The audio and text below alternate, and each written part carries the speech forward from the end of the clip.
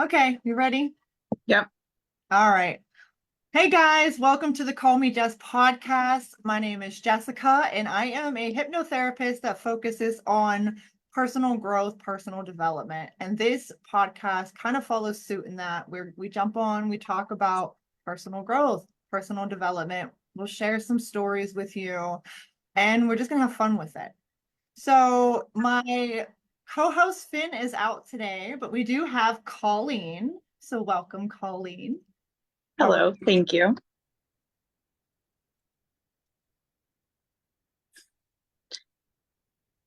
See, there's that awkward silence because I was so I not know. serious.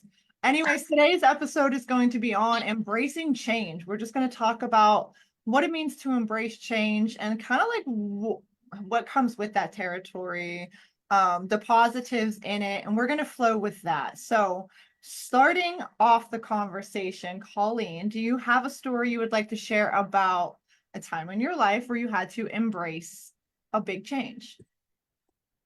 Yes. So I personally have had to embrace a lot of change in my life. And the biggest change recently that has happened is in the last 4 years, I had to decide to change and move out of my hometown and move about 2 hours away for my daughter to have like kind of a different life than what her dad and I had growing up.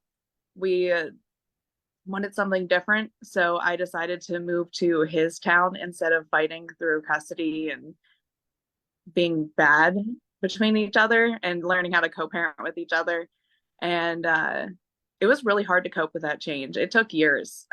Honestly, it wasn't until this past year did we really settle in to accepting the change and really accepting like living here. It was a really big change to like completely move out of your hometown.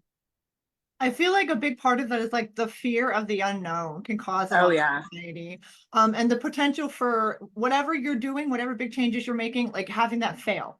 I feel like we all Yes. kind of like we know to Oh think yeah. positive, we know to like, hey, positive talk, positive thoughts, but that doesn't stop the anxiety from being like, okay, this is a lot, this is different, Oh this yeah. what's gonna happen, what's coming. And I know they say live in the moment, which I think when you're comfortable, it's very easy to live in the moment. But when you're Yes. making really, really big changes in your life, it gets a little rocky. Like, all right, I need to find my center and I need to like just kind of be here and now. But your like inner dialogue can be insane. It could be scary. It can be so overwhelming. And that's okay. Like it's Oh okay. yeah. It's like, hey, I'm really overwhelmed right now. Yep. You have to acknowledge that because if you don't acknowledge the fact that you're overwhelmed, it'll just bubble up and come at you and find you in the weird places and the weird times. Yeah, it's important to acknowledge your emotions. Don't be like, oh, I have to be such like toxic positivity. I have to be Yes. so positive right now. I have to pretend like I'm not stressed out or it's Yes. scary. Oh Um, yeah. and we all know change is a part of life. This is a consistent. It's something that at different points in your life, there's going to be change. Sometimes it's very small changes that happen every day. And then other times it's big changes, like moving really far away, completely changing your life and just kind of being like, well, what, let's see where this goes. Yep. So, I do think that embracing change can lead to a lot of really wonderful things, though. It allows us to grow and adapt, and it allows us to become more like resilient to the things that are going on in our lives or to outside sources, whatever, however you want to look at that. It also opens us up to new opportunities. Like you move to a completely new area, but that, as scary as that was, it took you to a place to where you were then going to be offered like a different opportunities, new Oh opportunities yeah. come to you in that, from that move only, that only exist Oh because yeah. you made that move. So There's so many things that I learned from this move that I couldn't have learned anywhere else or any way else. It's a really big change. Whenever you accept a big change, you have to keep choosing that change through all of the hard times and all of the little changes. yeah, so when I bought my house back in 2021, which is something that I had planned for and I prepared for and I saved money for and I was excited and ready. When I made that move though, when we moved and I have two children, me and my daughters moved in here and we got we started with 2 cats. Now we have like 8 billion, but Same. kind of just being excited about all of that. And there were so many positive emotions that came with that, but there was also, I had so much anxiety and a lot of stress that came with it. I remember leading up to the move, like I was a freaking mess. You have to jump through so Uh, many groups, and I was like, I was literally like going to Sheets every day, eating junk because I was emotionally eating. yep. But it was both one of the most exciting times of my life and one of the most like anxiety inducing times of my life. Then we moved and we got settled in, and I remember thinking like, oh, this is wonderful and this is beautiful, but you're still in this house that you're not familiar with. Your energy is not in the house yet. I woke up the first morning we slept here, and I was like, I remember looking around being like, this is my house, this is amazing, but then also feeling like I was in like this foreign place that I Yep. don't know, and it was kind of hard to fully relax for a little bit. And Yeah. we need to make it our own. And now like I'm like I come home and I'm like, I can't wait to get home. I can't wait to just be in my bedroom for a little bit. I need to just zen out. But it took a while to get there. So change can be as positive as it is. It comes with a lot of feelings and emotions.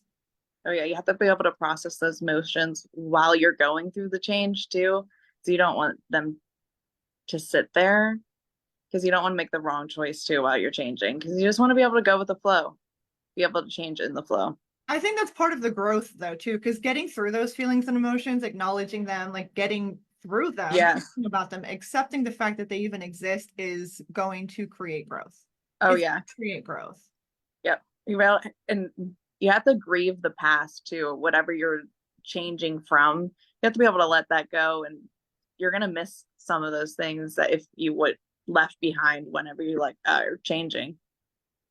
That makes sense. Kind of like, well, with anything, because we get comfortable as humans, like we get comfortable with like the same Yes. routines, the same patterns. Yeah. And it's like a thing our brain likes. It does. I was actually, do you know that people who are more neurodivergent have a hard time creating habits? Well, that makes sense. I was They telling have you to earlier, actively, like, are you someone who actively thinks about doing a habit or do you just do it? maybe I just do it. Like I want to, because okay. So I told you earlier, like I'm diagnosed ADHD, which Yeah. is a double-edged sword because it Yep. gives me like I have a bazillion and one ideas, and I'm like, I have to try this, I have to try that, now I have to try this, now I have to try that, now I have to try, and it's never ending. But also I tend to like take on more than one person can handle because I have all these interests and all these ideas, but I'm Yeah. one person and I still have to like work this full-time job to pay these Yeah. damn bills because I live in reality and I have responsibilities and the children that I need to feed, and food is insane right now. Yep. Um, Cats that I need to buy cat litter for, like everything just it just all adds up. But as far as like it actually forming a habit, I never even thought about that. Like there's things I think about. I do best if I give myself little like daily goals or weekly goals, kind of like why we started the vision board in our Yeah. Discord group. Because it allows me to like reset my goals at any given time because they're never like they're always going to be changing. So I'm like, all right, well, this week, this is my goal. I want to write at least 3 days, which I haven't yet. So I'm going to have to. Or I want to do 2 full body strength training workouts this week, which I did. However, like it's a consistent thing where I have to like make myself do it. It's not just a natural habit. But I wouldn't say because like as a hypnotherapist, also I know how our subconscious mind works, and I know Yeah. that Yeah. we Yeah. create these habits and behaviors without even realizing it. So somehow I guess that all blends together into you got neurotypical and neurodivergent. I can't say the word either, but um I don't know, you just kind of get used to being you. Like I am me, I've Yes. always been Yeah. me. So I think and feel and do things the way that You I get used to the do needs that things. are around you too. Like my cats need fed every day and they need their Yeah, like litter I know to done feed and my pets, I know to feed yeah. my children, I know to take a shower. Like Yeah. These are things. Plus, I work outside in this and I work a delivery job right now. So the boxes from those warehouse, I come home and look like I've been working like out in the field, like I'm dirty. So I have to take a shower. Yeah. But yeah, I don't know. I never thought about that. I never even heard that before. So now I'm gonna have to research a little So more on I it. actually have to think about it. I have to like think about doing those certain things. Like I think about it throughout the day and I don't just create a habit. And I always thought it was weird. And so now I am looking into it because like there are certain things that I just do though, because you just do them. Right. So I think that we're Still have like a subconscious capable. mind, like it still works Yeah. that same way. I think you're capable. It's just you have to like if you want to change your habits too, that's really when it's a hard, difficult. You have to think about it all the time. I think I It's do. conscious. I think about what I want to do and what I need to do every day. Like it doesn't just happen. I don't know. Yeah. That's normal to me though. Like that's always When been. are you when you change a habit, when you're trying to change a habit, do you have to think about it or do you just like change? No, I have to think about You everything that I just yeah. want to do. I Yeah. don't. Yeah. Okay. Okay. Okay. All right. I get it now. We will definitely research that more. Maybe we'll have like an episode on it. It's intriguing. Another thing about like embracing big changes that bring on a lot of anxiety, how I said this kind of like goes with personal growth. It does because like working through those, in some sense, it's going to help with like our problem solving skills, and get us through that particular time in our lives. Like I don't really know how to word it without repeating what I've already said, but like I feel like it's going to you're going to be a little bit stronger coming out of it. Yeah. Oh Um, yeah. but I know myself, like the next big giant change I make, no matter how excited I am about it, it's been a consistent, like constant in my life that it brings on a lot of anxiety. And then I'll Yep. have like a lot of anxiety attacks and I just have to work through it. Doing things like breath work and meditation help, but sometimes I really struggle with meditation if I'm really far gone on the stress meter. Mm-hmm. I meditate really, really deeply if I'm already in a comfortable headspace. But when I need meditation the most, like when my brain's just going and going and going, and I'm like, holy fuck, I can't get away from myself. That's whenever it's hardest for me to sit down and quiet my mind and get into a meditative state. Like I struggle when I need it the most. Breath work, though, helps. I think a fly just flew in my nose, not in my nose. But like near your nose. Yeah, these damn flies, like go away. Yeah. But breath work in itself, at least for like the first 5 to 10 minutes after doing it, I'm really like zen and I'm really calm. So I sometimes try to like do breath work before meditation, but then I've learned breath work it makes me zen, but it gives me energy. Like Yeah. if I do breath work, I want to go do something. Or so I was like, maybe don't do breath work right before meditation. The one time I did it right before bed and I could not sleep. I was like, girl, go to sleep. And I just couldn't. I was so energized, laying in my bed doing nothing. Yep. So Yeah. Don't do I like the breath work, but I like to do the breath work outside. That's could like breathe the fresh air in. you have fresh air. You're in Pennsylvania. We have not had fresh air. It's been so humid and thick and muggy like the It's last still like 2 years. fresh air. I love the hot. I love the I heat. love the hot. Boil me. I hate humidity. I love heat. True. I just Yeah. wish we had more of like a dry heat here. Yeah. I would prefer dry I heat. like this like when the rain finally comes through, that Oh my humidity. Oh, God, I yes. love that. And today's not been bad. Today I've actually had my windows Yeah. open and it's like a good flow. But my air conditioner, I have whole house air conditioner. It's been broke. It kicked the bucket. So Oh, I haven't had air conditioner. yeah. It's like 95 degrees with 75 to I 95 understand. humidity. Yeah. I'm The like, I'm humidity gonna is probably die. killing you. The humidity has been awful. It's That's like probably worse. I love It is sunshine. cooler up here. It is a little cooler up here. We're in the mountains, it's a little cooler. Just I a don't know. little bit. The other day I got up in the morning, Sunday, and I was doing a workout. I got up at 5 a.m. because I had to work. I work Sunday. So I got up to do my workout before work. So I'm up at 5 a.m. and I'm like, it's so thick already. So I checked the humidity at 5 a.m. and it was 92%. I'm like, are you freaking serious right now? Like it's so Yeah. just sticky. Yep. Yeah. What are you gonna Everything's sticky. do? I swim. I swim whenever it's really humid. Yeah, I don't have a pool, unfortunately. We do like I go to waterfalls or we have Oh like a yeah. little beachy area nearby. I want to take the girl thinking about going Saturday, depending on the weather, if it rains or not. So I like to be near bodies of water.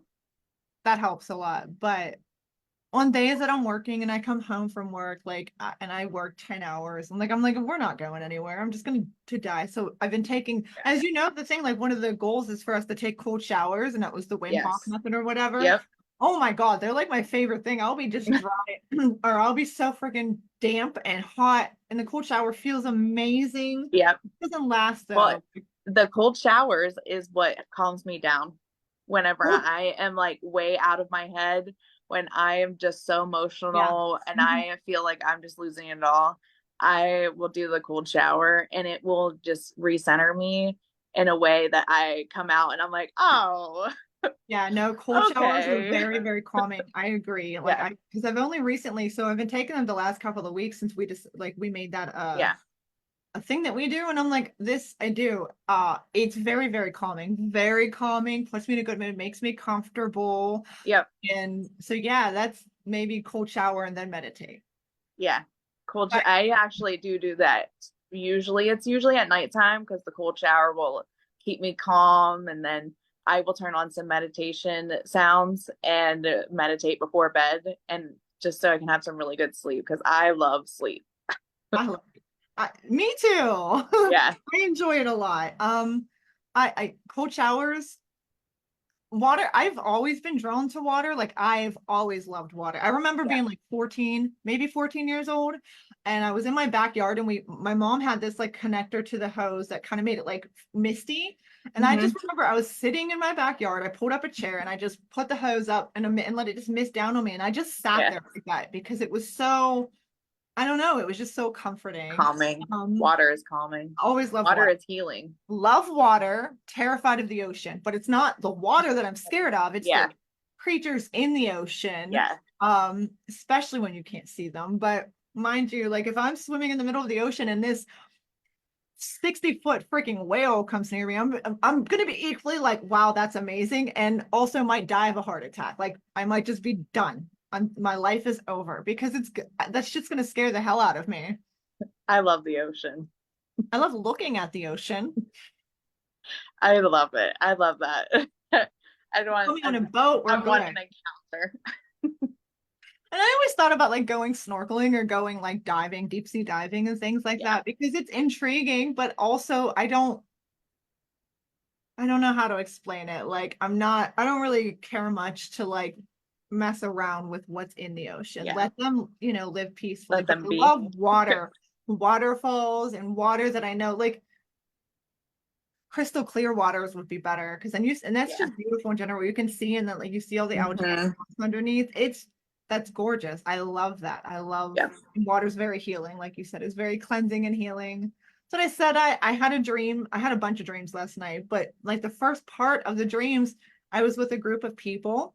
I don't know who. I just know I was with a group of people and like we were just near water and we were kayaking and I remember being in the water and it felt really, really good. My dream got really wacky later, but that part, and I've had a lot of dreams. Some of my more vivid dreams, if they're not about the zombie apocalypse, it's they're like I'm near water or I'm Water. like it's yeah, that's a Yeah. recurring thing. And I'm like, all right, well, Water's a big thing right now. Hurricanes, water's going well, I don't crazy. really want a hurricane. Like I can do without that. No thanks. I don't want water to kill me. We're good No. with that. I was thinking about how we were talking about sleep and with change. I really have a hard time whenever it comes to changing my sleep schedule because I love it so much. If it interferes with my sleep schedule, I have a hard time embracing that kind of change. I feel like we should be able to sleep until our body naturally wants us to wake up. Now, obviously, Yes. we can't. We all have to go out. Like the way Yeah. like society is ran, and the jobs and the having to go and right now the price of everything, and you're just like, okay, well, you got to get up and go to work in the morning. I'm trying to build away from that. But even like as I progress, transition into the hypnotherapy more full time, I was like, if I start scheduling appointments at like 9 a.m., I still want to get up and I like to work out in the morning. I find Yeah, that I have the most success with being consistent. I have a higher chance of staying consistent with it if I just do it before I start my day than waiting until my day is over and then trying to do it in the evening. me too. I just that's and I just know I'm like if I try to switch it to evening, that's because I'm mentally that's my way of trying to trick myself into oh you'll get it done, but really we just don't So feel like you doing don't it. go. Yep. Yep. So I would still want to get up early enough to like get a good workout in and then get cleaned up and get presentable so that when I jump to do hypnotherapy, I look like a person. I don't look like a hot mess. Yep. So even then, I'm like, even like transitioning to what I want to transition into, I'm still going to have to work on some sleep schedule. But I think I've just kind of accepted that. Yeah. I actually do not sleep with an alarm. That's beautiful. Yeah. And I wake up in time for work is just because that is something that has I've developed because it's my sleep. And no matter what time I go to bed, I usually wake up at exactly the same time. And if I wake up later, it's because I needed that sleep. Yeah. Well, yeah, that's you get into a routine for it because like on my days off, I'll still wake up six something like Yep. naturally without the alarm and I'll Yeah. look at my phone and I'm like, you don't have to be up right now. My body's so used to kind of getting into that routine, but it's beautiful when I'm like, I don't have to be up right now. I can go back to sleep. Yay. And then I sleep until like usually it used to be like if I let myself sleep, I get up at like 8, around 8, and I'm like, okay, this is good. But sometimes like the other day, last week when I was off, first day off of work. Now again, I do work a really like a job that gets you out there. You're running around in the heat. I'm like it's a physical job. So the first day I got to sleep, my alarm went off at 6. My alarm did not go off. I got up at like 6:40 and I was like, oh, you don't have to be out. But I didn't feel like terribly tired. I'm like, all right, we're gonna go back to sleep for a little bit anyways. 3 hours later, I was like, it's like 9:30 and I was just waking up. I'm like, how did I wake up at 6:40? I didn't feel that tired. Laid back down and knocked back out for 3 hours. I was like, okay, maybe I did need more sleep. Your body knows. Yeah. I love it. My body always wants more sleep. Oh, I'm gonna check in. I actually lost our live on here. I want to check in, see what we got. Hi, Bonnie. Cold showers are the best. I wasn't on here. Yes. I was on the wrong link. Cold showers are the best. But I really, because I don't do the Wim Hof breathing techniques like every single day, but I Yeah. probably do them like 4, sometimes 5 days a week. They have Um, really helped me when I'm like at work, like stressed or just like need to recenter, or I am ADHD, so working an office job is kind of hard. yeah. I've never, So ever, whenever, ever done good with office jobs ever. Never, yeah. not once in my life. And I Well, didn't this get is my first diagnosed. office job. I This did is a not get huge diagnosed change. until I was 34 years old because Yeah. they say like women and girls present differently. Yep. But when we finally got diagnosed and there was all this like talk about, I was like, everything, a lot of shit made sense. And I was like, okay, well, that's great. And of course, the next thing they were like, let's get you on some medication. I'm like, no, thanks. Have a good life. Yeah. Yep. Thanks for your Yeah. diagnosis, but it means nothing. So, Yeah. but And yeah, this is my first office job. It was a really big change. It was huge. I was not expecting it, but but you I like wanted your it. job. You enjoy it for Yeah. the Oh most yeah. part. I love where I work. I love what I do. I love everything that I'm learning too, because I've never worked an office job like this, and I'm working in administration. So I'm learning so much that I would have never learned if I wouldn't have like taken the leap of faith and just did the change. I just applied for a job that I wanted and I got it. I said the other day that I had a daydream and made it come true. You manifested that. Yep. Yeah. It allowed me to dream bigger too, because at first I had like huge imposter syndrome. Like, this is not who I How am. old are you? Are you a millennial? I am 29. So you're considered a millennial. Yeah. And one of the biggest things, one of the things that I read on millennials is that a large percentage of our generation has imposter syndrome, no matter what Yes. you're doing. And I'm like, why? Like, I I need to know. understand the psychology behind that. Like, I had it with hypnotherapy too, but I did work through that. I don't have it anymore. Nope. But it was a lot of like, I had to do a lot of positive self-talk and really Yes. like Yep. convince myself that because I would always kind of put myself to the test. Like, I know why I'm doing what I'm doing. I know what my focus is. I know what my goals are. I know that why I'm doing it, that my why is my why. Like, I don't have to bullshit anybody. So I had to ask myself, like, why do I have this? Like, why do you feel like you're not good enough for what you're doing? It makes no damn sense. Um, and apparently a lot of us do. So Yeah. if you're That's struggling with that, interesting. hopefully you can like work on some I am affirmations, work on some Yeah, I'm it grateful. does work. I wrote messages on my mirror every morning and told myself that like I was worthy. Looked in the mirror and said, looked in my eyes and was like, you were worth this. You were worthy.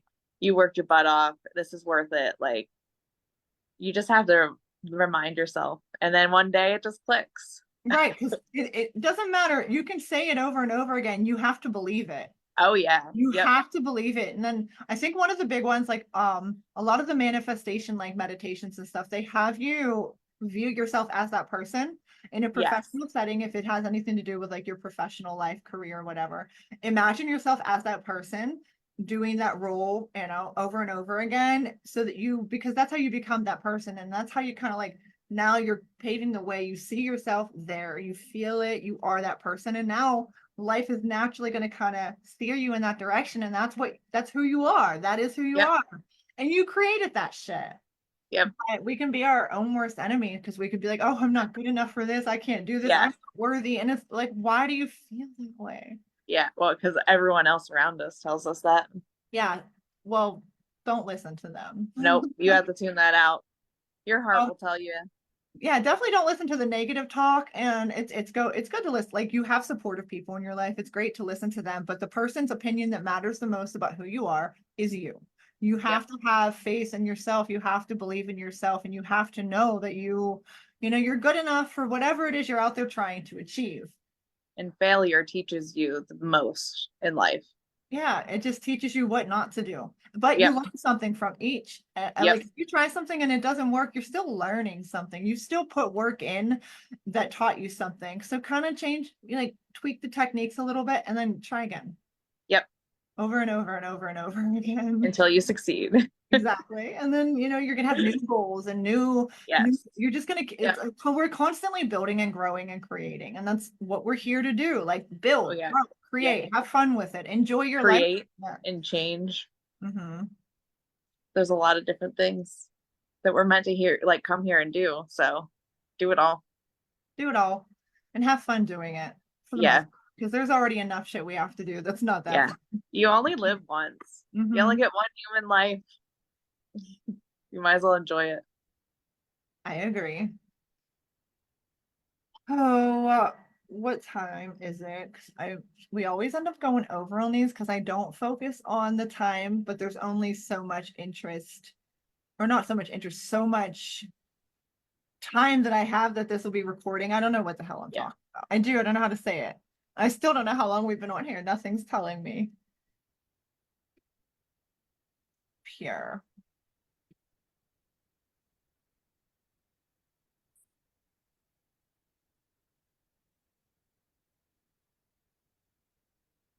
15 minutes. What? Okay.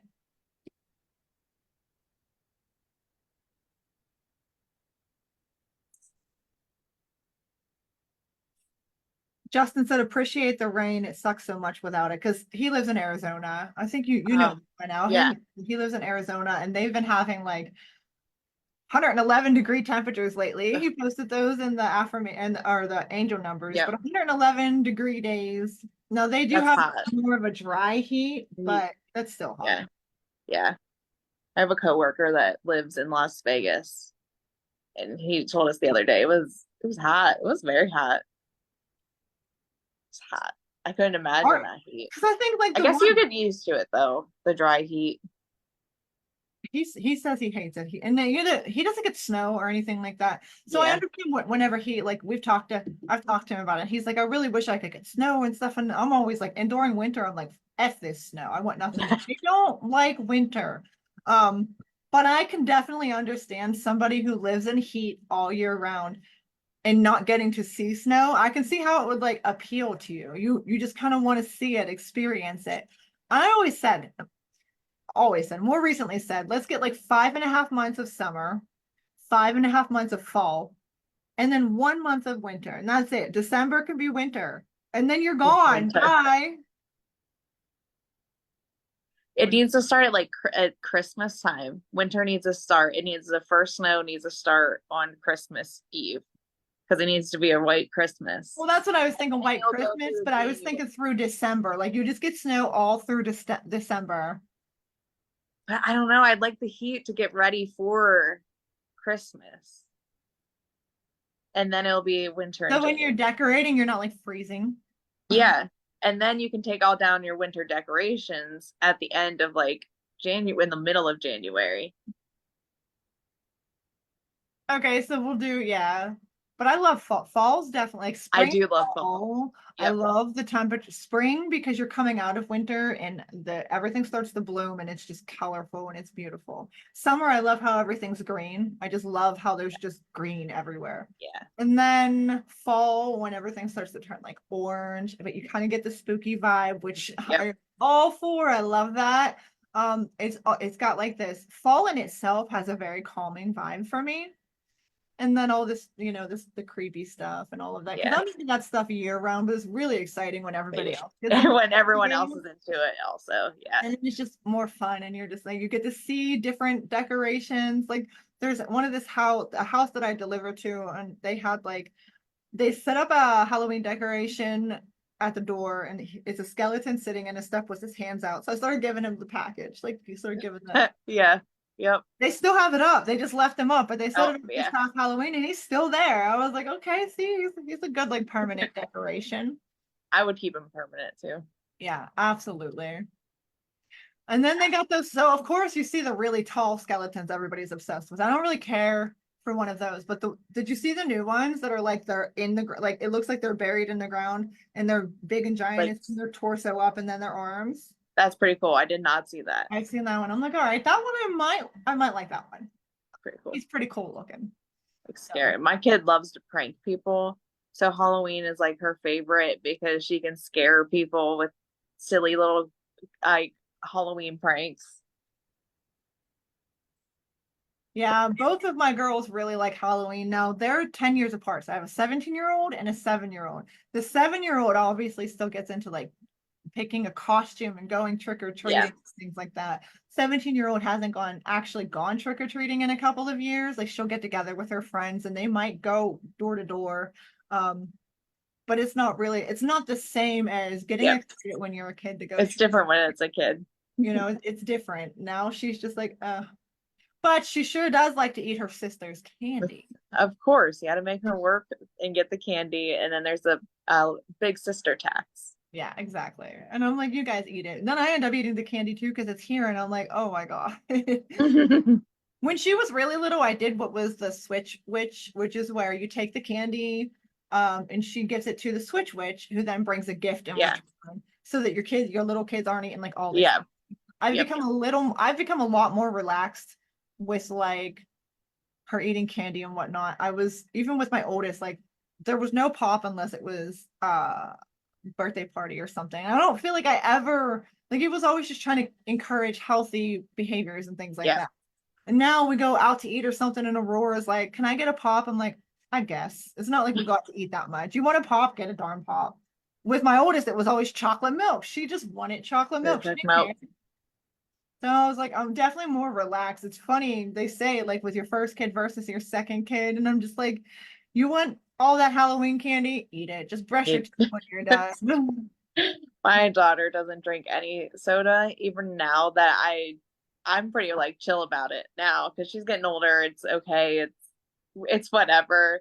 Yeah. But she still doesn't drink it. She just doesn't like the carbonation of soda, so I don't think she'll ever really enjoy it. My oldest, so my grandmother used to watch her for me when she was little, and she drank Diet Coke, Coke Zero, Diet Cokes. That's what she would drink. And I remember the first time she ever gave my oldest a drink of her Diet Coke, and my daughter was like, "That's bitty." She couldn't think of the word bitter, so she called it bitty. So then for like ever, she called pop bitty Bitty. forever. That's funny. She would say things like buttons instead of buttons and things like that. I'm just like, she's 17 now, so she says everything normal. But I think back on that and I'm like, oh my God. Because I never really heavily focused on correcting her unless she butchered a word completely. Because in my mind, I was like, she's gonna grow out of that. And she did, and it happened so quickly. And I'm just like, Yep. you gotta let your kids be kids, and if they do something cute, like Yes. pronounce a word, enjoy it. They're not gonna mispronounce it when they're 30. I promise. Yeah. Like Yeah. They're gonna learn. yeah, they're gonna learn. So I think back on that. I don't think it was just cute, like cute little talk. When she was Yeah. real little, she would say, I yell you forever. It was I yell you forever. And now she's a teenager and she's And rotten actually and she's mean. uses her words against you. I'm just like, oh goodness. And then Aurora being 7, but like you kind of go through it a second time and they're different children. They're just different, there's Yeah. a different personality. There's some similarities, but like they're different. 10 So years is a pretty like big difference. A good difference, but still like to have different personalities. oh yeah, 10 years. It's pretty much like she's a single child. I mean, all she Yeah. Well, both of the girls live they're with both me, pretty but their much like needs are single different. children. Yeah, their needs are different. Yeah. So with the Yeah, they teenager, are. she's like, you don't have, well, no, my teenager does come and she does like to talk to me and like she likes to talk and kind of have Yeah. that attention. That's But good. she still likes to have her own space and her own time doing whatever she wants to do, which is not her chores. But I'm like, I can't even complain that much because she's 17. She's not out doing drugs. She's not out like, Yeah. you know what I mean? She's not Yep. out getting I pregnant. remember what I was doing at 17. It happens. At 17, I was with my best friends going and drinking. Like we were different people. And I won't Yeah. say that we were ever really like bad kids. We didn't do terrible things. We probably more than anything, we drank too Just much. didn't make the greatest choices. We just drank too much. Other than that, from drinking, you get into some interesting situations. But like I never got into drugs. I always said no. And that's just been pushed in my face multiple times. And I'm like, no, no, no. Peer pressure did not work on me, thank God. And I can only hope that my girls pick up on that too, because Yeah. I was like, I know that's not something I want to try. That's not something I want to do at all. So no. I've had like a bag with like the residue of cocaine thrown in my face, being like, just try a little bit. Yeah. No. And then I had a friend of mine like literally pull down the street from my house, park the truck, and be like, I'm not. It was fentanyl too. I remember being like, I'm not Ugh. taking you home until you at least try this. And I'm like, no, the fuck. No. I got an Dang. apology for that later, but Yeah. I was like, the universe is crazy because I don't know how old I was. I don't know, 18 maybe. And I remember being like, no. And it was like the craziest thing. All of a sudden, I see my mom taking a walk. I was like, the universe just saved my ass because he pulled over and was like, I'm not taking you home until you try this. I was like, what? And then there's my mom. That's I get out of crazy. the car, like, hey, That mom. is wild. So I literally was like, that had their divine timing or something. I don't know. I Oh think yeah. more in that sense now than I Yeah. did back then. But yeah, like people, it goes beyond peer pressure sometimes. When they want you to join them and they're already high, they're not thinking straight. They're just like, fucking do this with me. Oh yeah. No, thank you. Please go away. A So lot yeah, of I experience. always said no to the heavy shit. I barely ever even smoked weed, marijuana, whatever you want to call it. I have, but it was never a consistent thing. I'm like, no, because anytime I would smoke, I just want to eat every food tastes so good. I'm like, I would be 600 Eat pounds. everything. Seriously, I would be like 600 pounds if I was a frequent smoker because food just tastes so good. People struggle with addiction pretty bad. Definitely in my area. Oh yeah. It It's it runs rampant. yeah, it is. I had my a cousin pass away from an overdose, and Same. it like he was an active addiction for a long time, and it's you just love them and you just don't know what to do. You can't, You yeah, know, you it's can't. for their family, like the people who are close to them. It's such a hard thing. It is a hard thing because no matter how much you love them and no matter how much you like, you can support them and you can be there for Yep. them. If they're not ready or they don't want to, it's not going to happen. Like Yep. it comes down to them. And yeah, it runs rampant through my family. Um, I'm not going to talk specifics on that, but yeah, Yep. like people die. Oh People yeah. went to high school with, even I think back on how Oh many people yeah. who have died from Yep. just heroin since high school that are just gone. Yep. They're not here. I'm like, it's insane. It It's is. insane.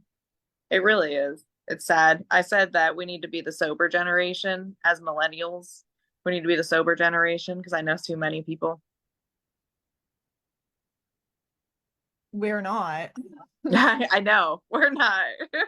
I mean, like we might be, but the Yeah. generation overall is not. And Yeah. I know. the That's only like, person's actions and things you can like control are your own, and oh yeah. supporting people and just loving people. Sometimes that's not enough. it, No, no. it's not enough, and you end up it's like the harder you love an addict, sometimes if they're in active addiction, the more you end up getting used as a pawn, and then I feel like that ends up building resentment. You end up building resentment up towards that person. So even like if they do get clean or after they get clean, you guys have to work through some things because you, it's such a hard thing to like navigate It is. when you're on this side and you're watching them struggle, but like the more you try to help them, the more they end up seeing that, like seeing your love as a weakness, so to speak. So, well, so I was an active addiction. I've been 5 years sober now, Yeah. and so before that, I it was 10 years. I've been 10 years inactive and inactive, and I was 5 years sober, and then all of a sudden, it was just like life, and people were around me, and I just couldn't say no. Like I don't know why I couldn't. It was just I was so broken that I couldn't say no. And then when I finally like realized that I was pushing everyone away and everything was horrible, I realized I needed to change. And that's what like led me to making the change to move here and completely change who I am, really. Because whenever you're in active addiction or even whenever you're in recovery, because you have to learn to be a new person when you're in recovery. You have to let yourself be a new person. Form new habits, meet new Yep. people, surround yourself with You know, new with people who are every going to make you day. good choices. I Yeah. say surround yourself with people who support you being the best Yep. version of yourself, not people who support you if it's beneficial to them, or Yes. who Yep. support you like if they're still in active addiction and they kind of want you to be there with them. Yep. Yeah. Or they're using you into like Same as concept. their It kind of is like the most same people thing. who are in active addiction who's you when you're sober and you stick around, they're going to use you for you for something. They usually Right, do. because It's you're just still in active what we do. addiction. It's what you do as an active when you're in active addiction. And sometimes you don't even realize someone's in active addiction. That's hard too. Okay, so Justin said forgiving someone who is in active addiction for being an addict is important. And I don't Yes. think he's wrong. Like, because this is what I said, it's really hard to navigate because if you love that person and you're trying, in your mind, you're trying to save them, but you can't. Like, you can only support somebody who is Yes. ready Yep. to support it. Otherwise, it just doesn't work. That's not how it works. It Yeah. just doesn't work that way. You cannot will somebody into sobriety. You Yep. cannot love somebody Yeah. into sobriety. I'm gonna shout out my mom right now because she'll probably end up watching this because words out of her mouth. She couldn't like will me to be better, you know? And no, you want that and you want it. But Justin is saying like learning to forgive that person Oh yeah. who's Yep. in active addiction because they are going to do hurtful things. Yep. They're going to hurt you. You might like in some way you might hurt each other without realizing it. but learning to Yep. forgive them even while they're still in active addiction. Like, don't wait. Oh, I'll only forgive you if you get clean. Yeah.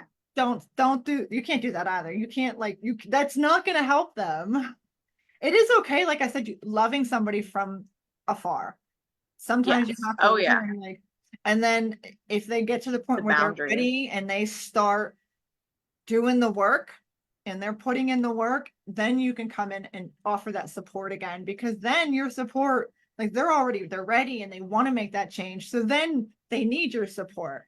Then Yep. they need your love, and it's Yes. going to be Yeah. used for them to, like, help them grow, but you can't force it on them.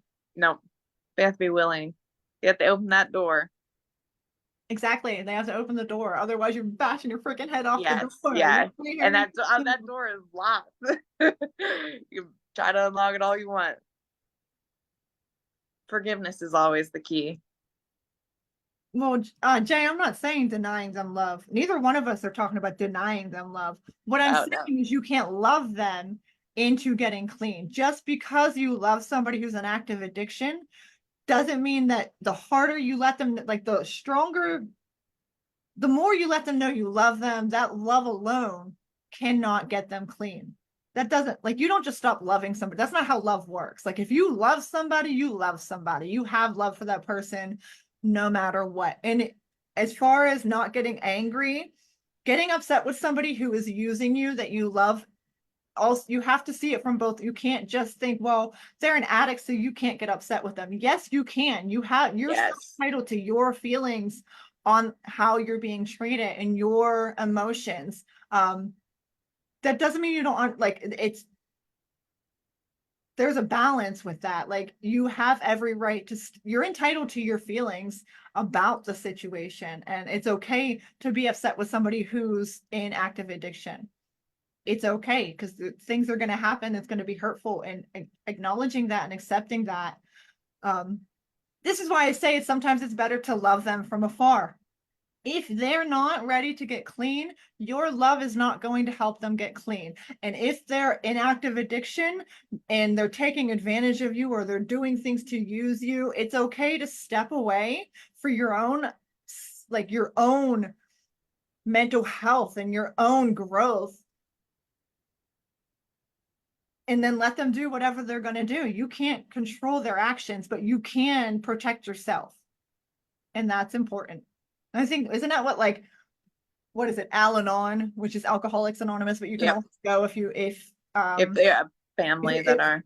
on Yep. drugs or things of that. Like, that's Yep. kind of what they teach. Like, we Oh do, yeah. some of us can be so bad with setting boundaries with somebody who's in active addiction because we love them, and it ends up hurting us more. It ends up destroying our mental health, but it doesn't benefit the relationship with that person at all. So, Yep. I don't know if you've ever watched Shameless. oh yeah, yeah, Okay.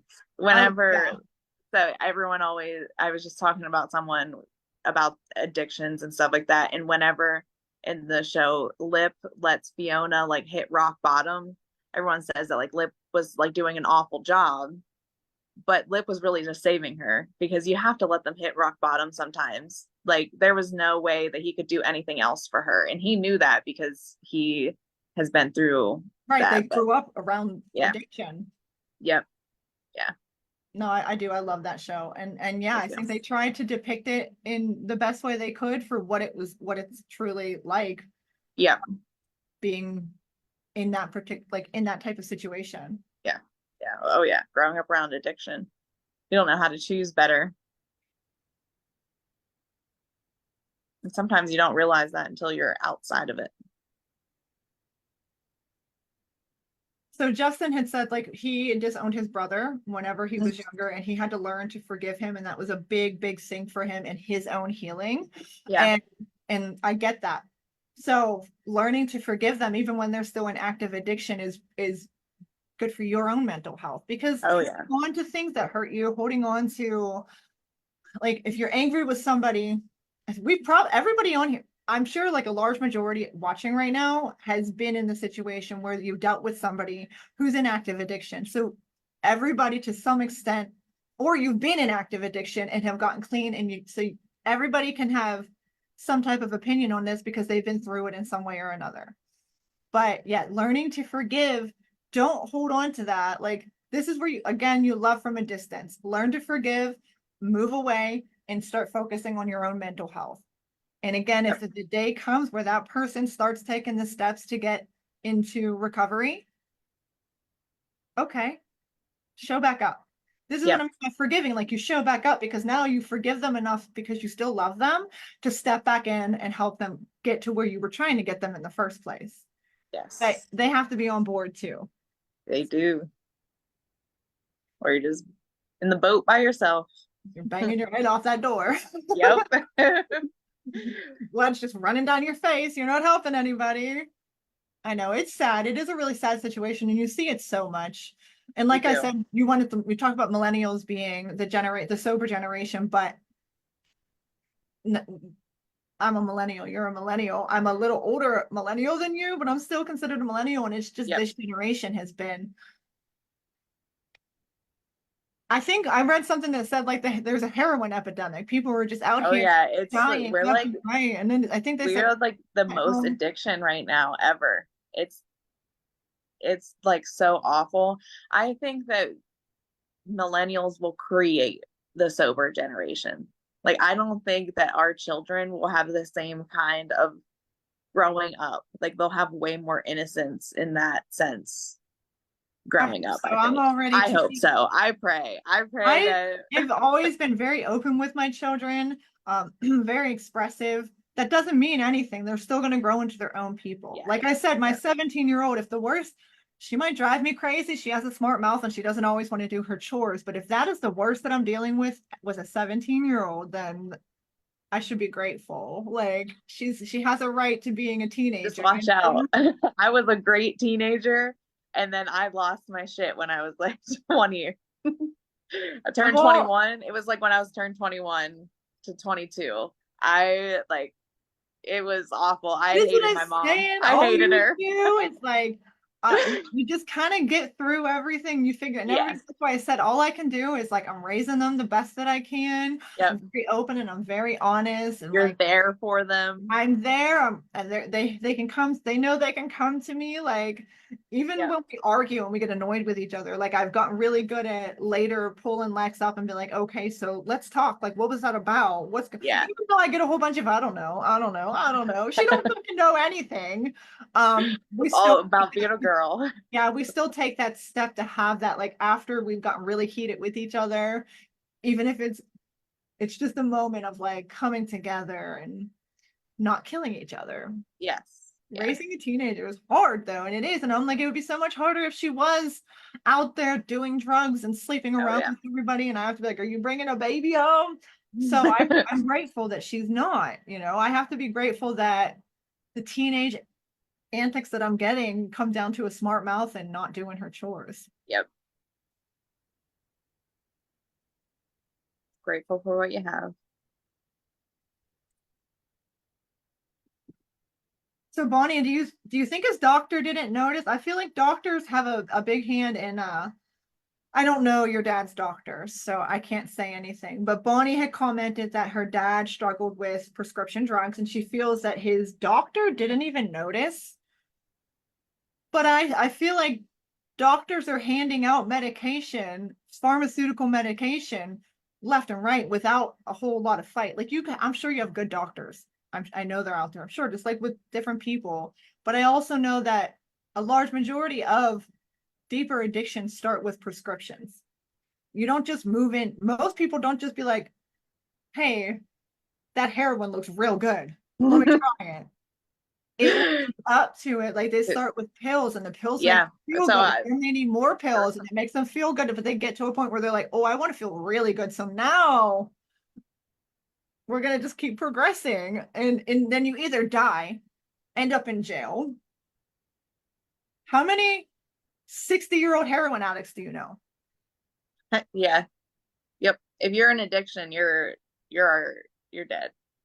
You're dead or you're in jail. I don't know. Yeah. Like to me, I don't really see too many. I don't know though. I'm sure that there's 60-year-old addicts that are still alive. But my point is, it's like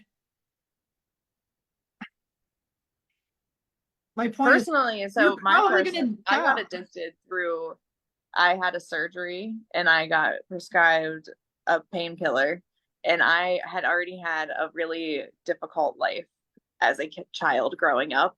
It's a whole different story. And it was there, and I got it refilled, and they refilled it again. And then by the last time, I was like, oh, uh-oh.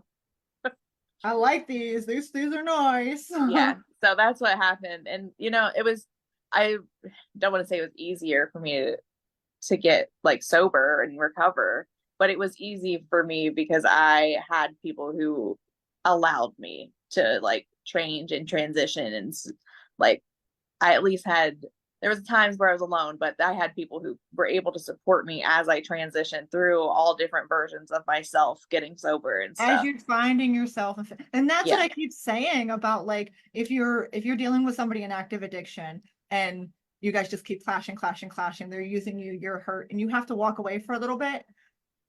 It's why it's so important to still forgive that person for what Yep. they've done in active addiction, because if they start climbing the ladder and they start climbing their way out of that hole, they're going to fucking need you. Yes. Yep. They're going to need somebody. They're going to do better with support than they would without it. They're going to Yep. do And better sometimes, knowing that people care. sometimes it's just have friends you're sitting on their couch with. Having a bonfire, Yeah. sitting around a Doing bonfire, roast some doing something marshmallows. other than what we're addicted to. Like just doing something healthy, making a healthy choice. Like, you want to come over and make cucumber sandwiches with me? I don't know. That's the first thing I thought about, like cucumber sandwiches. But yeah, find friends that you can do healthy things. Go hiking. And Yeah. I love hiking. I Yep. just love being in nature. I absolutely love Yeah. being outside in We nature. should meet up for a nature walk. We can meet halfway. We should. How far is halfway? I know we've talked I about think it's an hour. I think an hour. I think you're Did you about two buy your hours away. did you buy I your think go buy your Falling in Reverse tickets and meet me in the I know. I was just looking for that the other day. And I then I went got distracted. through I'm gonna be Live honest. Nation or whatever, and they weren't. Live Nation. I was gonna ask you, and I got distracted. I'm gonna be honest. So If Live I can Nation. I'm writing find it it, down. I'll send you the link, but that would be a lot of fun. I'm not Yeah, I looking do want to forward go. to I was looking for the parking and link. shit there, but I am looking forward to the concert. Yeah. But if it's only an hour, definitely. Like, we'll find somewhere, meet up. I drive an hour and a half all the time. That's Yeah. normal for me. I We'll mean, when find I'm a at work, place. I drive for like hours and hours and hours and hours every day. But I I mean, I like travel. driving. Like, I moved an hour away from Pittsburgh, and I'm from Pittsburgh. I live Mm, an hour north. So if I'm going to see family, I'm traveling an hour. If I go, my best friend lives an hour yep. and a half away. So Yeah. My family lives two and a half hours away. And then I have family who lives like 6 hours away. So I'm so maybe used we to should driving. see It's what not type a of big like deal. hiking trails and like waterfalls might be halfway between us, Yeah. because I love shit like that. Me too. Me too. I'll look up some. I'm sure there's like a bunch because I'm in the middle of the Allegheny Forest, so I'm assuming that still goes down towards you. Maybe. I don't know. Maybe it's a difficult mindset to change. Yeah. Well, and that's another thing, like changing your mindset is on you completely. Again, it's Yes. great to have support, but it's work you have to put in. Yep. And sometimes depending on where you're at and what you're trying to change, that mindset, that change can be incredibly difficult, really, really hard. You have to put the work in. So Yep. it goes with embracing change. Anybody in that situation, it's always the most beneficial to envision yourself clean and happy and live in the lifestyle you want. See yourself Yep. there. Put Yes. yourself in the future and watch it play out. What do you want? Yep. Come And up whenever with you're a vision of what having you want. the pains of going through recovery, you just envision yourself as that sober person and the life that you want. Because you can't have Again, certain that's with things. manifestation. And I think that's really important in giving like clear direction to where Yeah. you're going to go. Even if it's just something small, daily. And that's what I know that's how it small like changes I was every assuming. day, doing little Yeah. things. Kind of like I said with our vision boards and setting goals. You don't just need long-term goals. You set your long-term goals, set them, but then set daily goals, weekly goals, set those little goals that are going to be more easy. Like immediate for you to Yes. achieve, Yeah. and start building off of those. And those are meant to then lead up to that bigger goal. Yep. Have a Small daily goal, steps. weekly goals, a 3-month goal, a 6-month goal, a 1-year goal, and then just Yep. keep working towards that shit. Keep Yeah. seeing yourself there. And on the hardest days, really sit down and envision it. I'm kind of out of words for it. I feel like I'm I repeating know. a lot of it, but I know. yeah, It's like you don't understand it until you just do it, though. I feel is that like whenever you start making changes and you start envisioning it, you just don't understand until you do it. You just have to do it. yeah, It's yeah. not just going to click all of a sudden.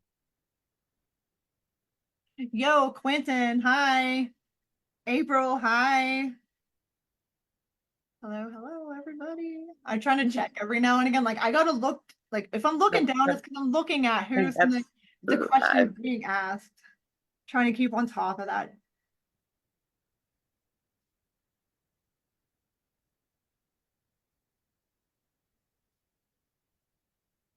I love though, kind of like this whole podcast took on its own. Like I told you before the podcast, I was like, I don't have any real direction. We're just going to talk about embracing Like change. I'm with not prepared. yeah. I love how it just kind of took its own. And even though it came into addiction and whatnot, it still works because with addiction, it's the biggest thing. Embracing change, Oh yeah. find your way out of that is you're going to make lots of changes consistently, Oh but yeah. you were Yep. saying big changes, changing your friends, changing the things you do, changing the way you think. Yep.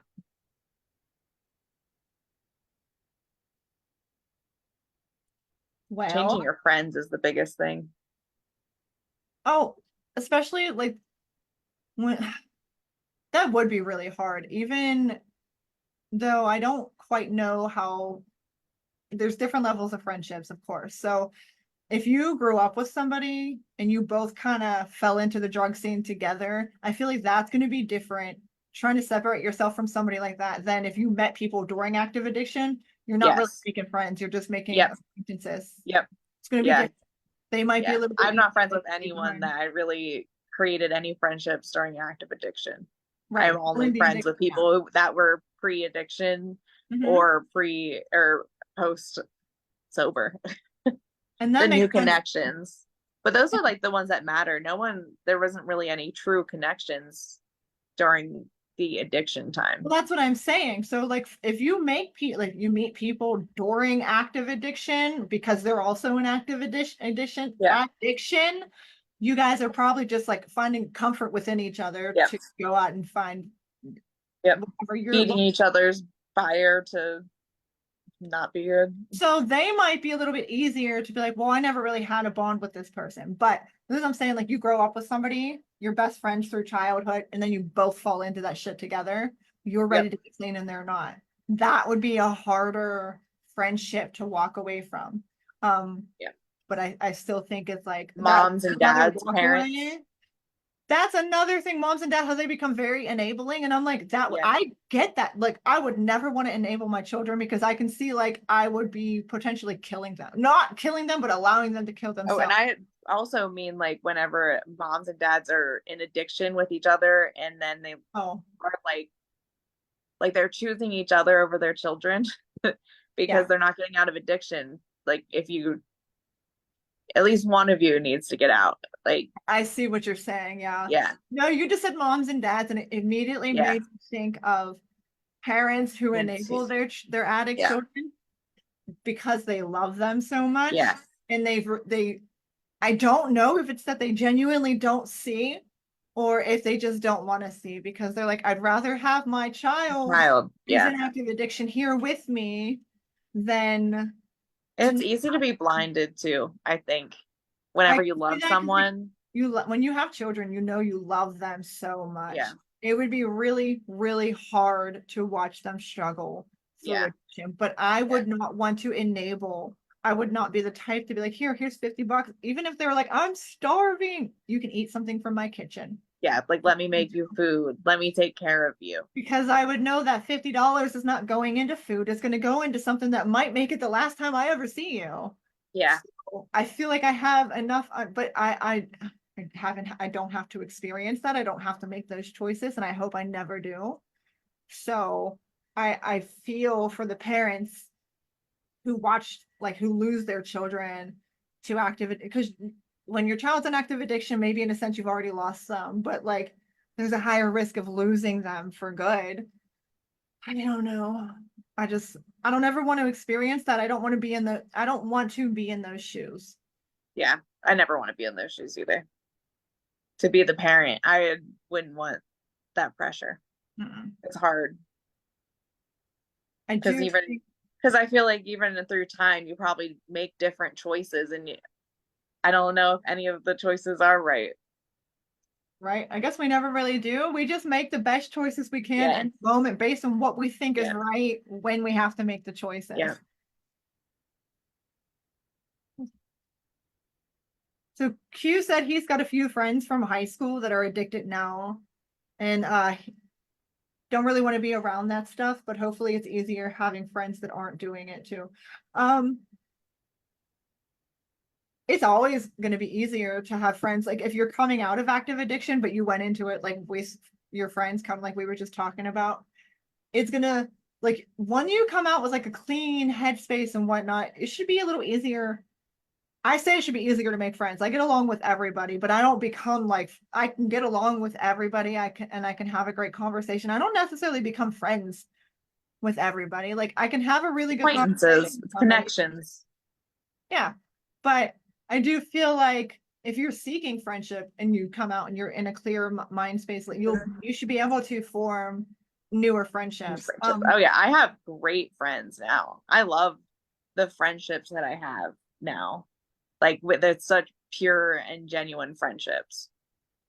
People who actually like support you and love you, Yeah. want to Yeah. see you do better and want to see Yeah. you like And do some of them don't great even things. know like the past at all. They just know who I am as a person and they find out other things and still love me as a human being. And Yeah, no, that would be crazy if somebody like became really close with you, loves you for who you are now, and then they find out about your past and they decide to judge you on it because you're not there yeah. anymore. Oh yeah. Yep. You're not that person anymore. Yep. That person kind of led you to who you are today, but you're not Oh yeah. Completely that changed version me. of yourself anymore. I could never hold a grudge. I could Yeah. never hold a grudge on somebody who got clean and was seeking to like make amends. Yeah. And That change doesn't their life. necessarily mean you like need to fully accept them like back into your life fully, but I would never hold that grudge. I don't know. I guess it would be very dependent on who they were to me You in can my tell when people have actually changed too, I think. Like whenever like you're like afraid to let someone back in, like you can tell when people have actually changed and want to like change, put the effort in. yeah, because they'll put the effort in. Yep. Yeah. Yep. I don't know. You kind of know a little more about some things that are going on right now that I will not discuss on the podcast, but I guess I'll give an update on that later. But it's same concept. Like I questioned that. Like, is this genuine? Is this Yeah. real? Because I Yep. know what version, but then I was like, I'm also thinking of the version of who that person was Yep. then, The and maybe past. what they're saying now, and if you want to put this, but you got to put the effort in. Don't just Yeah. say, "Hey, I want to make things better," and put the effort in, and then not put the effort in. Like Yep. words are just words without actions. You can Yep. say anything; they mean nothing if you don't follow it up with action. So Yep. I'm just Action gonna is the leave it at key. that. Oh my gosh. How are you ladies? We are doing wonderful.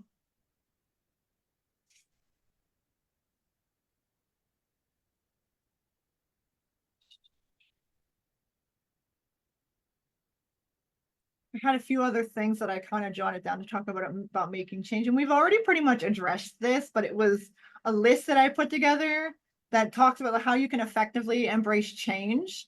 And it starts with like shifting your mindset. You have to shift your mindset for any type of change. Mindset shifting, whatever you want to call it, is the first step. Like it that has to happen. If you're wanting to make a change, but you aren't willing to think different or try something different or do things different, the change is never going to happen. You're going to stay the same. And we also already talked about this, setting small, achievable goals. Don't just set long-term goals. Have your long-term goals, but then more consistently set daily goals, set weekly goals, and then achieve those. It's going to make you feel a lot of accomplishment as you get through them. And those small, achievable goals are just as important as the long-term goals because they're what's going to get you there. Stay positive. Yeah, try to keep a positive outlook, but except when you're not feeling so positive. Don't be toxic about it, but do try to, like, if you catch yourself having too many negative thoughts or negative talk, like, you can be in a bad mood or having a bad day without talking poorly to yourself. If you catch yourself talking down about yourself or saying really, like, just not nice things to yourself, change that. Say something positive about yourself, even when you're not feeling positive, so that you can break the habit of like destroying your own mental health just because you're having a bad day. I feel like I've learned, like, on the days that I'm challenged the most, when I'm feeling the most like down and I'm just not feeling great, making it a point to do the I am grateful, find things I'm Yep. grateful for and just listing them out, even though I may not be feeling them strongly in the moment. Oh, like, that's one of the most amazing things I can do because I'm Yes. rewiring my brain that That's even the though you most don't feel important good, time. yeah, like, you don't feel very good right now, but I'm training my brain to still see the good. And the Yep. more you do that, the more you're going to then eventually see the good without trying. It's going Yep. to be there. Like, you're rewiring your brain. Goes with the whole subconscious mind. Oh Like, yeah. yeah. Um, Mindfulness techniques. Sometimes, like we talked about with the cold showers or meditation, just kind of sitting with yourself in the moment. One of the things, I was bad at mindful like meditations. I use meditation music because it helps me zone. But I've learned, like, when I'm trying to just sit in silence and not have any thoughts except for what comes, and then I let that go. Focusing, like having a focal point. So whether it be on the air going into your nose or the lifting of your chest, Mhm. focus on that and only on that and nothing else. And that right there, you're being mindful. Whether you do that for 30 seconds or 30 minutes is up to you. It's just learning, like, that technique. When your mind wants to be everywhere, just focus on your breathing, focus on the air From going in. them. Yeah. The simple motions. I imagine that it's like going through my body and like creating the circle as I'm breathing in and out. Yeah, yeah. What you have a focal point. Yeah. Yeah. Sometimes during meditation, even with meditation music, I find I go a lot deeper when I just focus on my physical body and allow myself to actively just relax more and more. And, like, Yeah. it helps me stay, like, in the moment to kind of like find that peace. There's different types of meditation. And sometimes I just let my thoughts go. Like, that's my whole point, sitting down doing a meditation and just let my brain go wherever it wants. No control, no trying to shut it out, no Yeah. trying to think of nothing, just letting whatever wants to come into my head. Like, that also is very, very healing and Yes, it is. cool. And I love that. And I'm very, like, visual. Um, Hence why this is one of the big reasons, like, I started writing books and stuff. Like, I see stories and scenarios in my head vividly and I feel the emotions that go with it. So when I allow, like, with that type of meditation and I allow, like, things to just play out, it's thoroughly entertaining, so, and healing, and it just feels good. I'm like, I like that too. So we do whatever, like, whatever meditation I feel like doing in the moment is kind of the one that I focus on. Yeah. I always use my gut feeling. I know what I need in the moment, I guess. Yeah, yeah. Yep. So, a little more maintaining a routine. This is kind of what we talked about. Like, when you make a big change, your brain is naturally going to seek out, like, a new routine, something that Yeah. makes it feel comfortable. So, the sooner you find some type of, like, put together daily goals and routine, and you kind of get into the mix of it, you're going to feel more comfortable after you, like, kind of get into the flow. Just having a stable routine. That doesn't mean that every aspect of your life should be stable. I mean, stable, actually, it should be stable, but you can be spontaneous still, you know, Yeah. you can still do things without thinking too hard about it just because you want to do them. The more stability you have, the more are able to be spontaneous in the moment. Yeah. Celebrate the wins, like celebrate all of your wins, big wins and small wins, just celebrate them. Be happy for every little thing. Like I said, the big change was moving into a new house. Um, Celebrate when you set your furniture up, celebrate when you unpack one box. I know it doesn't matter. Find reasons to celebrate about everything you're doing. And we should be happier about things. You know, I feel like, you know, be happier about everything you're doing. And society is taught to be like, I owned a cleaning company for so many years. And this is something I learned about reviews. Happy clients are not likely to leave a review. They're just not. They're happy. They're comfortable. They're not thinking, Yes. I have to go rave about this company. Clients that are not so happy are going to be like, I have to go leave a review on every platform. They didn't dust my mantle. Why are we like that? Yeah. Why are we like that as a society? Like, okay, you're not happy with your experience and you should talk about it. You Yeah. should probably call the company first and like we usually try to work things out, but whatever. Instead, you're like, oh, they didn't do this perfectly, so I want to ruin their whole career, which Yep. is insane to me. But then the people that are like, yeah, I'm so happy. My house was beautiful. I came home and it smelled amazing and it was so clean. Why is your thought not to be like, let me go share this with people? Let me go tell the world about you. Get out of here. Your No. light just flickered on too. Because I unplugged the whole thing because she's over here playing with Like plugs. I don't yeah. Go. Bye. That's gonna be on YouTube now too, because you know, kids don't listen. Oh, Embracing the change. embracing Go the with the change. flow. What are you gonna do? All right. I'm kind of just going back over. We should probably wrap it up now. I never know how long we've actually been going. I don't have anything that's in front of me that I'd tells like to me. set a timer.